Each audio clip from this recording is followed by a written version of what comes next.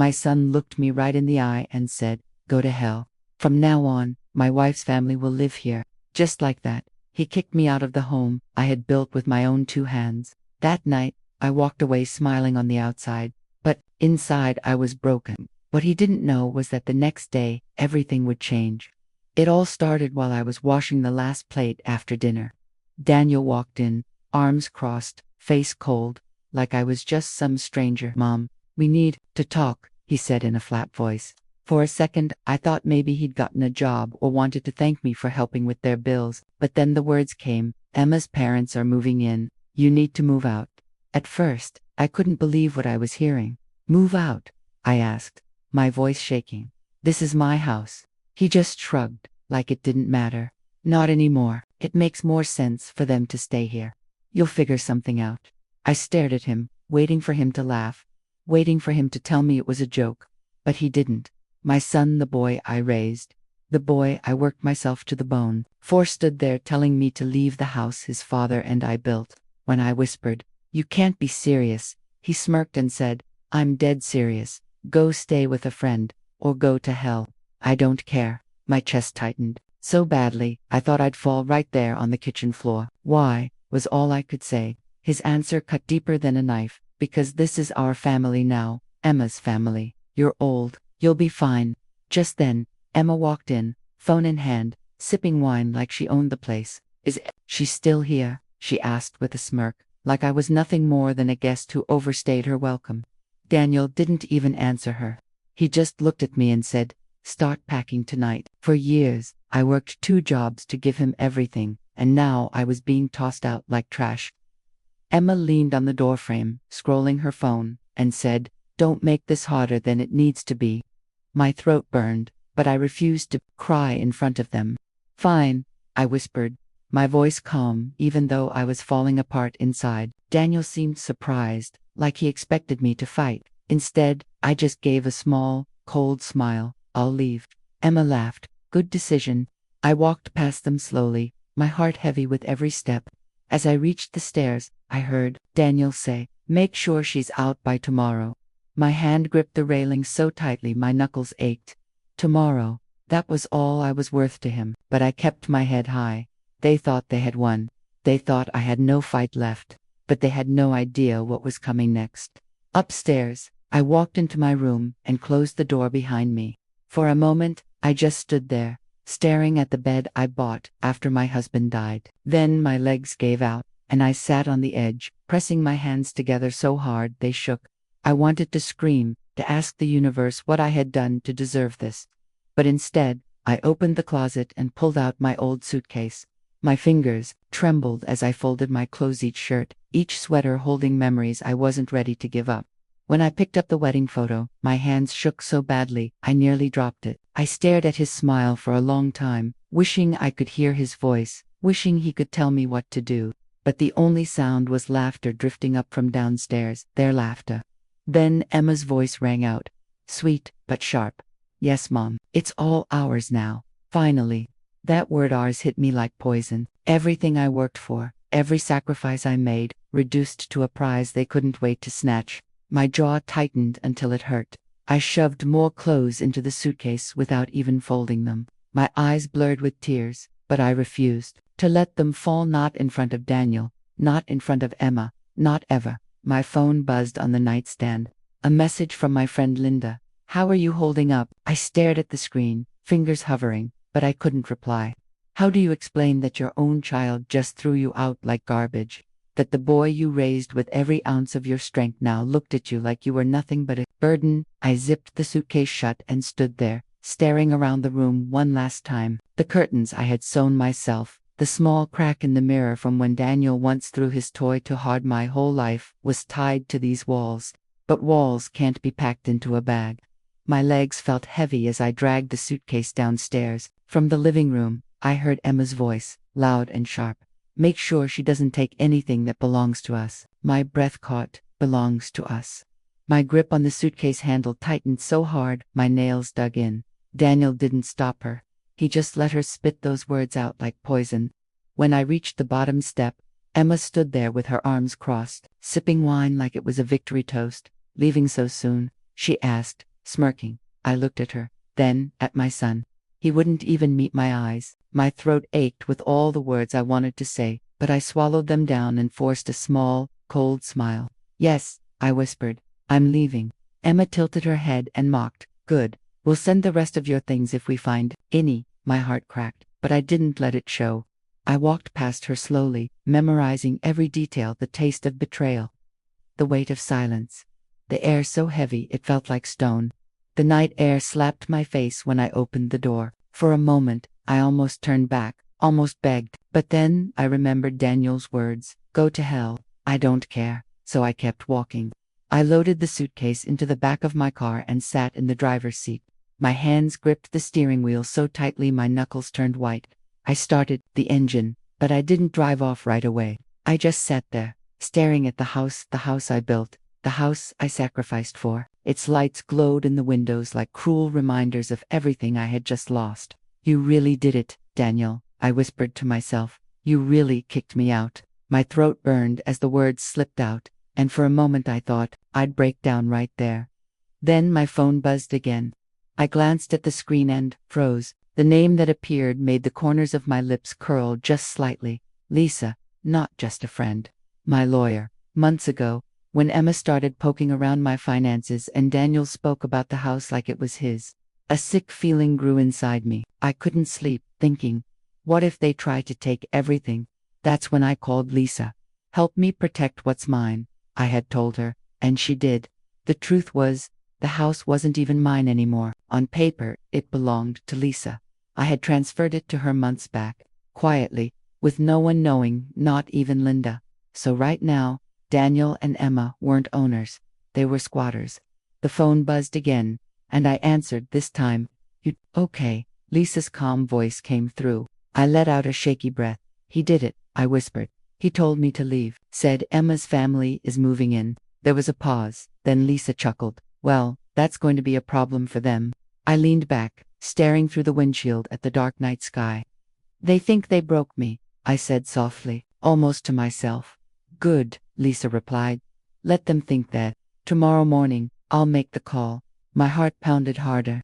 You mean, they'll have 72 hours to vacate? No extensions? A strange calm spread through me. For the first time tonight, I didn't feel weak. I didn't feel thrown away. I felt steady. Thank you, Lisa, I said quietly. Don't thank me yet, she replied. This is only the beginning. When the call ended, I sat in silence, my hands still gripping the wheel, but the silence no longer suffocated me. For the first time in a long while, I felt like I could breathe. They thought they had won. They thought they could throw me out and that would be the end of it. But tomorrow, everything would change. They were about to learn the hard way you don't destroy a woman who's already lived through hell, because hell teaches you how to fight. The next morning, I woke up in Linda's guest room, staring at the ceiling. My chest felt heavy, not with peace, but with something cold and solid, like a stone pressing down inside me. My body was exhausted, but my mind hadn't stopped running all night. Over and over, I heard Daniel's voice. Go to hell, I don't care. The way he said it, so empty, so final, like the 29 years I gave him. The nights I went without sleep, the sacrifices I made, meant nothing at all. I sat up slowly, throat dry, heart pounding. Part of me wanted to cry again, but I didn't. Not anymore. I couldn't. Tears wouldn't fix anything. Last night, I walked out of that house smiling. Not for them, for me. That smile was a promise that this wasn't over.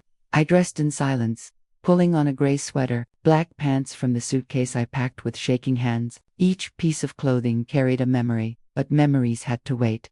This morning wasn't about the past. It was about following through. I grabbed my keys, slid into the car, and drove until I found a quiet little cafe near Lisa's office. The place was nearly empty. A couple of students tapping away on laptops, an older man flipping through a newspaper. I slid into a corner booth and ordered a black coffee I had no intention of drinking. When it came, I just wrapped my hands around the warm cup and stared into the dark liquid, as if it could give me answers. Then my phone buzzed. Lisa's name flashed across the screen. I opened her message and read, "It's done." A slow, bitter smile curved across my lips. My fingers shook as I typed back, "Thank you." I leaned back against the booth, letting out a breath I didn't even know I was holding. In my mind, I could see it all happening back at the house. The knock on the door loud, sharp, impossible to ignore. Emma opening it, phone in hand, the fake sweet smile stretched too thin. Yes, can I help you? She'd say, and the lawyer Lisa sent would reply in that steady, no-nonsense voice. Are you Mrs. Harris? She'd answer yes, her smile slipping. Why? Then he'd hand her the papers. This property is legally owned by Lisa Carter. You and your family are occupying it without consent. You have 72 hours to vacate. I could almost hear Emma's brittle laugh, the kind people use when they're scared but trying to look tough. There's been some mistake, she'd snap. This is our home. And the lawyer.com, as ever, would shake his head. No mistake, ma'am. You're trespassing. Failure to comply will involve law enforcement. I smiled to myself in that cafe, tightening my grip on the coffee cup. For months, I let them whisper, plan, and make me feel powerless. But today, the law was standing at my door reminding them just how powerless they really were. My phone buzzed again. This time it was Lisa calling. I answered fast. Is he there? I asked, barely above a whisper. She chuckled softly. He's there. And Emma's voice is shaking now. I almost feel bad for her. She paused. Almost. What about Daniel? I asked, my throat tightening around his name. He just walked in, Lisa said. Snatched the papers right out of my guy's hand like they were on fire. He's yelling now something about mistakes and calling his lawyer. I let out a bitter laugh. His lawyer. He doesn't even have a job. Lisa laughed too, low and cold. He's trying to call you, by the way, pacing back and forth with the phone in his hand. Want to guess what he'll say? Right then, my phone lit up with his name.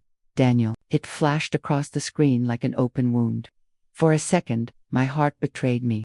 A part of me wanted to believe he'd say, I'm sorry, Mom. I was wrong. Come home. But I knew better. His voice wouldn't be soft or sorry. It would be sharp, angry, dripping with blame. He wouldn't take responsibility. He'd twist it all, make me the villain. I stared at the phone until it stopped ringing, then whispered into the silence. Not today. Even after Lisa hung up, I stayed in that cafe for a long time, watching strangers come and go while my coffee grew cold. My hands were steady now. My heart was steady too. They thought they had thrown me out with nothing. They thought they stripped me of my dignity, of my roof, of my life. But now, they were the ones packing boxes. They were the ones lying awake at night. And deep inside me, something shifted. I wasn't broken anymore. I wasn't begging. I wasn't their victim. For the first time since this nightmare began, I felt in control. And I knew this was only the beginning. Still, my phone wouldn't stop buzzing. Daniel's name lit up the screen again and again, like an alarm I couldn't shut off. I just stared at it, my hands trembling slightly on the cafe table. I already knew what I'd hear if I answered. Not an apology, not regret, just anger, just blame. Still, a part of me longed to hear his voice, the boy I raised, the boy I loved more than life itself. On the sixth ring, I answered. Hello. My voice came out flat, steady, even though my chest was pounding. Mom, he snapped. No warmth, no hesitation, just rage. What the hell did you do? I closed my eyes, letting his anger wash over me like a wave I refused to drown in. What do you mean? I asked quietly. Don't play dumb, he shouted, so loud I had to pull the phone from my ear. Some lawyer just showed up saying this house isn't ours, that it belongs to some Lisa person. Is this a joke? I gripped the edge of the table until my knuckles ached. It's not a joke, I said calmly. Silence. Then the sound of his heavy breathing. Finally, so you did this. You went behind my back and took my house away from me. His house. The words hit like a slap. Your house, I repeated, my voice steady but sharp. Daniel, that house was mine long before Emma even knew your name, he scoffed. Ours, then. Emma and I planned a future here. And now, you've ruined it. Do you even care what you've done to us? My lip bled where I bit down hard to keep from screaming. Finally, my voice cracked, then hardened like steel. What I've done to you. Daniel, you told me to go to hell yesterday. You told me to leave the home I built with my own two hands because Emma's family needed it more. And now you're angry because you can't steal what doesn't belong to you. He cursed under his breath. Steal? Are you insane? You owe me. I'm your son. That word son snapped something inside me. 1,000 memories flashed at once. His tiny hand gripping mine on his first day of school. The nights I stayed up sewing his Halloween costumes because we couldn't afford new ones. The double shifts, the empty stomachs, the sacrifices. And now this. I owe you nothing, I said, every word sharp and deliberate. You're a grown man, Daniel. You made your choice when you let that woman treat me like dirt. You made your choice when you told me to leave my own home. He started to speak, but I cut him off. My voice dropped to a whisper, thick with tears I refused to shed. Do you know what hurts the most? It's not losing the house. It's losing the son I thought I had. For a second, the line went quiet. I thought I heard his breath catch, but then his voice came back, harder than ever. Fine. You want a war, you've got one. The call ended before I could reply. I sat frozen, staring at the black screen. My chest ached, my throat burned, and for the first time in years, I felt something I couldn't even name. Not hate, not love, just a hollow ache where my son used to be. I set the phone down slowly, my fingers trembling. I thought I might cry again, but instead, a bitter laugh escaped my lips. He still didn't get it. He still thought this was a game he could win. He still believed I would crumble, like I always had. But he was wrong. Dead wrong. You have no idea what's coming. Daniel, I whispered into the cafe air. Around me, life went on, students tapping at keyboards, the old man rustling, his newspaper, a waitress humming softly. The world was moving, but inside me, something dark and steady had taken root. Not hate, not revenge, something stronger, resolve. They thought they could erase me. They thought they could break me. But now, the war they wanted it had just begun. And Daniel's call, I thought that was the worst of it. I was wrong. That night, I lay in the guest room, trying to close my eyes and breathe. But my phone wouldn't stop buzzing on the nightstand. When Linda walked in holding her phone, her face pale, I knew something was wrong. You need to see this, she whispered, handing it to me. My heart sank. On the screen was a Facebook post with Emma's smiling face and a caption that made me sick. My cruel mother-in-law kicked us out with a baby on the way. We have nowhere to go. How can someone be so heartless? Hundreds of comments poured in. Underneath, strangers calling me evil. How can a mother do this to her own son? Shame on her. One woman wrote. My hands shook as I scrolled. More messages of hate, people calling me names, some even threatening me. My stomach twisted. I could barely breathe.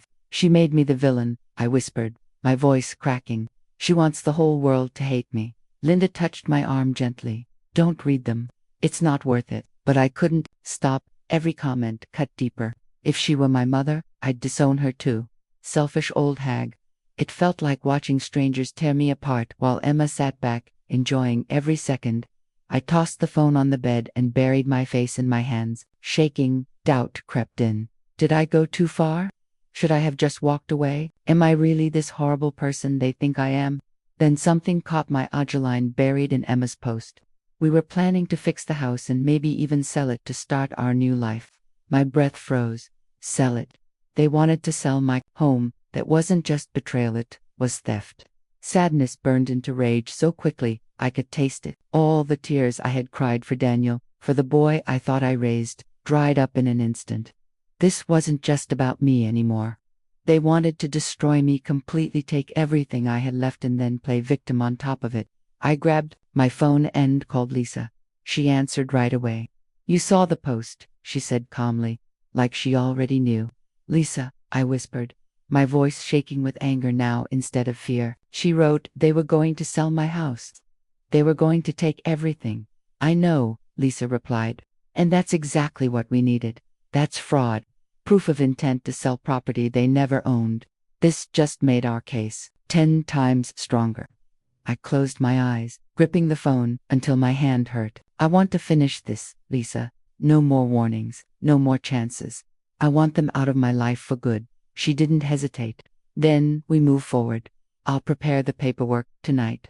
When the call ended, I sat there with my heart pounding like a drum. Emma thought she humiliated me. She thought she won, but she didn't realize something. I've been humiliated before. Life has knocked me down more times than I can count, but every single time, I got back up.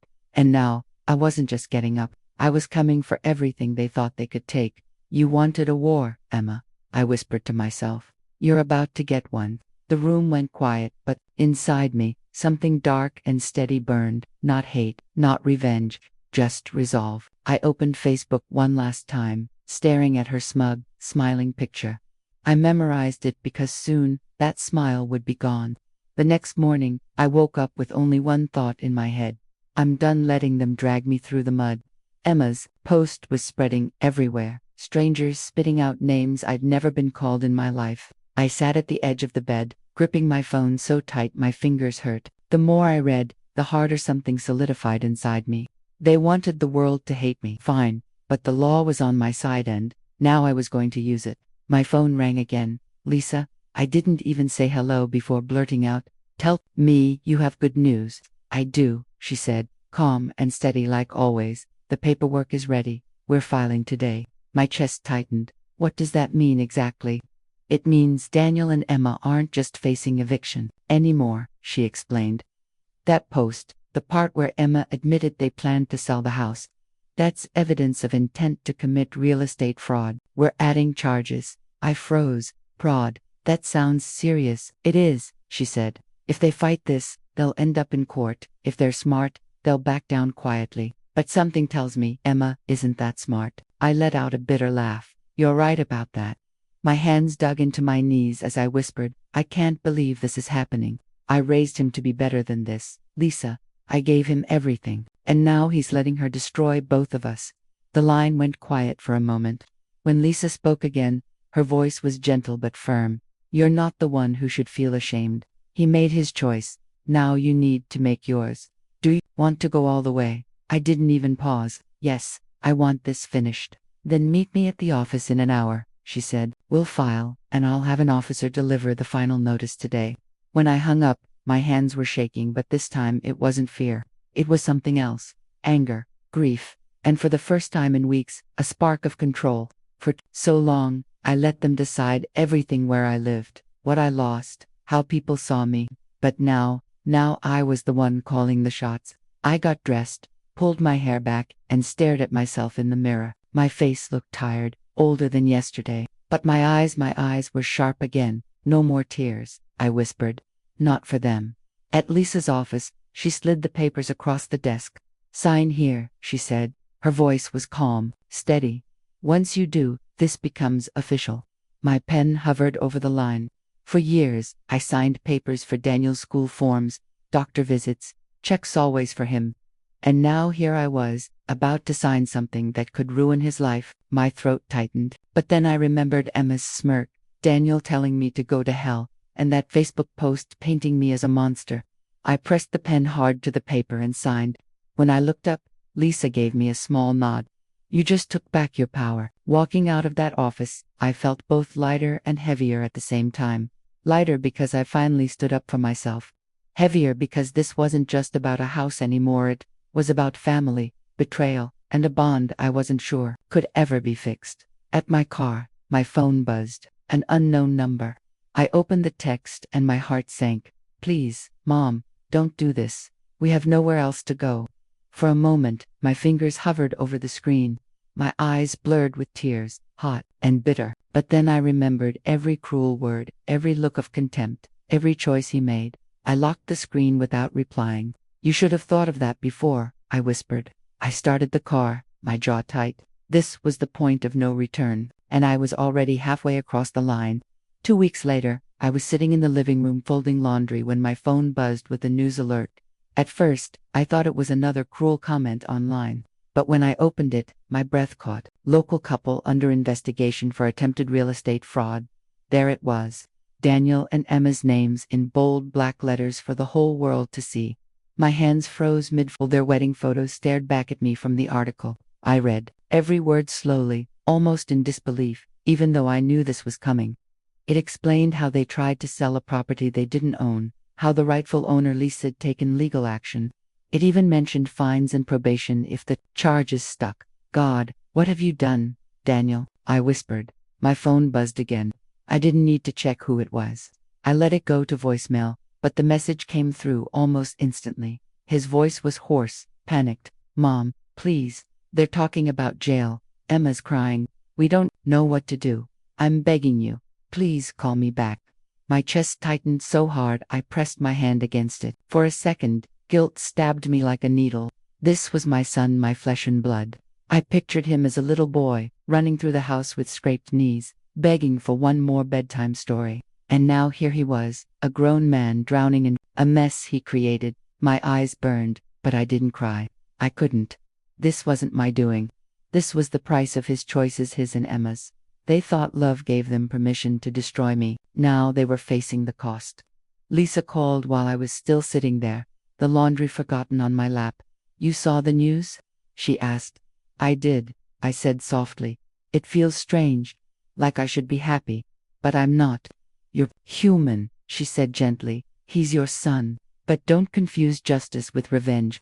This wasn't about punishing him. This was about protecting yourself, and you did what you had to do." I closed my eyes. "Will they go to jail?" "Not if they cooperate," she said. "Most likely a heavy fine, maybe probation. Either way, they'll learn." I thanked her and ended the call. My eyes stayed glued to the muted TV, where Daniel and Emma's names scrolled across the bottom of the screen. Emma's Facebook had gone silent. No more pictures of fancy dinners, no more smiling posts. They had vanished, hiding in the same shame they tried to throw on me. And for the first time in weeks, I felt something close to relief. Not joy, not victory, just a quiet sense that, finally, the scales were balanced. I picked up another shirt from the laundry pile and folded it, my hand steady this time. Just as I placed it down, my phone lit up again. Another message from Daniel. At first, I didn't want to look, but curiosity won. "I'm sorry, Mom. Please, I messed up everything." I stared at those words until they blurred. My throat tightened. 2 small words, sorry, but they came too late, buried under months of hurt. I couldn't reply. Instead, I set the phone down, wiped my hands on my jeans, and whispered to the quiet room, "I hope you finally understand what you cost me." Because the truth was, this wasn't just about a house anymore. It was about trust, love, and a bond that felt broken beyond repair. The room was so still that the hum of the refrigerator sounded louder than ever.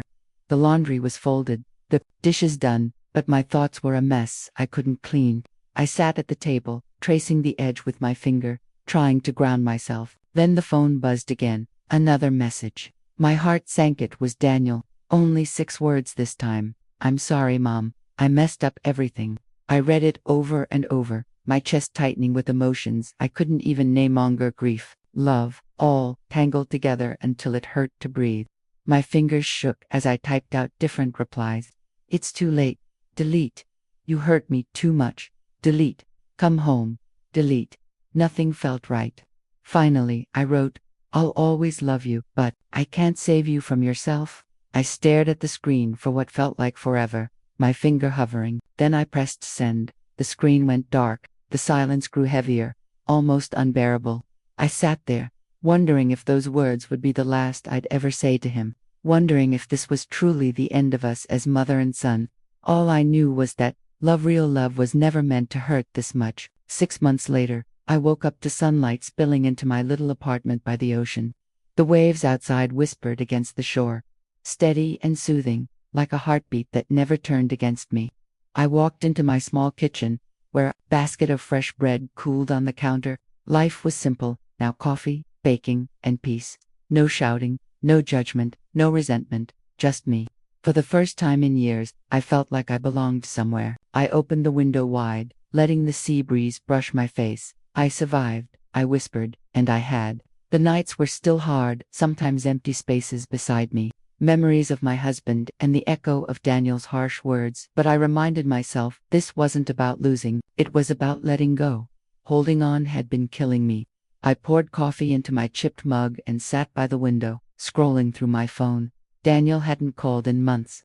His last message was still sitting there on my phone, unopened, after the reply I sent that night. Sometimes I hovered over it, tempted to type something, anything, but then I remembered the heavy weight of loving people who didn't love me back the same way. I couldn't carry that again. Still, deep down, a small part of me hoped he was okay. I hoped he had learned something, that maybe one day he'd walk through my door without anger in his eyes. My eyes drifted to the photo on the wall, me and Daniel when he was just 5 years old. His little arms were wrapped tight around my neck, both of us smiling like nothing in the world could break us. I smiled faintly, brushing my fingers along the frame. I'll always love you, I whispered, the words meant for him, even if he couldn't hear them anymore. After breakfast, I tied on my apron and began kneading dough for the bakery down the street, where I worked part-time now. My hands pressed and folded the dough over and over, steady and patient, almost like I was stitching myself back together piece by piece. The smell of fresh bread filled the room by afternoon, warm and comforting, and for the first time in a long while, I felt something inside me softened, a quiet victory. Not a victory over Daniel or Emma, not even over the past, but over that broken part of me that once believed I couldn't live without them. That part was gone. I had survived betrayal, humiliation, and loneliness, and what I found on the other side was peace. I glanced out the window. The ocean shimmered under the golden sky, endless and calm. I let out a long breath that felt like letting go. Goodbye, Daniel, I murmured softly. Wherever you are, I hope you find your way. Then I turned back to the counter, brushed the flour from my hands, and smiled. Not for anyone else, not to prove anything, just for me. Because for the first time in years, my life was my own again. And that was enough. That's today's story. If it touched you, leave a like and subscribe. And don't forget, share your own life lesson in the comments below.